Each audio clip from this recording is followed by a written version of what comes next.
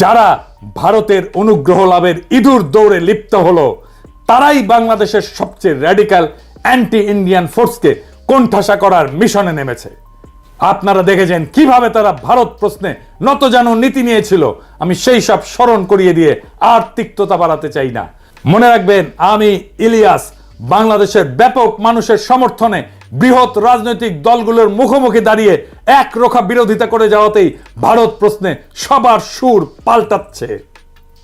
সরকারি শুধু না, রাজনৈতিক দলগুলো ভারত প্রশ্নে অনেক বেশি স্বচ্ছ এবং শক্ত ভূমিকা নিচ্ছে।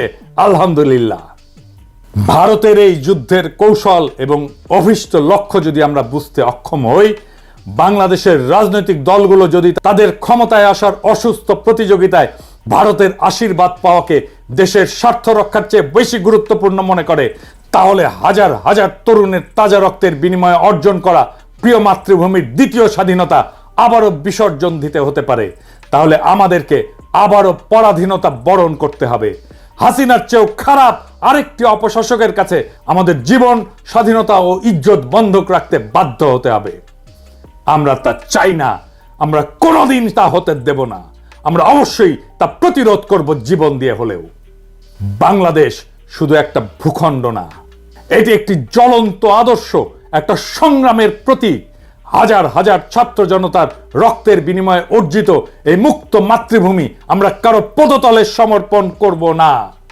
দেশবাসীকে আহ্বান জানিয়ে বলতে চাই, গণঅভ্যুত্থান এবং জুলাই বিপ্লবে অংশগ্রহণকারী সকল রাজনৈতিক দল, ছাত্র জনতার সংস্থাগুলো একসাথে বসে ভবিষ্যতের জন্য এদেশের বৈষম্য বিরোধী উন্নয়নের নীতি কৌশল নির্ধারণ, অভিন্ন পররাষ্ট্রনীতি, প্রতিরক্ষা নীতি প্রণয়ন করতে হবে। এটাই হবে আমাদের ঐক্যের ভিত্তি। দেশবাসীকে আহ্বান জানিয়ে বলতে চাই, গণঅভ্যুত্থান এবং জুলাই বিপ্লবে অংশগ্রহণকারী সকল রাজনৈতিক দল এবং ছাত্র জনতার সংস্থাগুলো বসে 3টা সনদ লিখতে হবে। কি কি? উন্নয়নের নীতি, পররাষ্ট্রনীতি, প্রতিরক্ষা নীতি। এই 3টাই হবে আমাদের ঐক্যের ভিত্তি। ঐক্য নষ্ট করতেছি বলে যারা চিল্লান, দেখি এইটা করতে পারেন কিনা, এটা করার হিম্মত হয় কিনা। যদি চান এটা লিখে দিতেও পারি।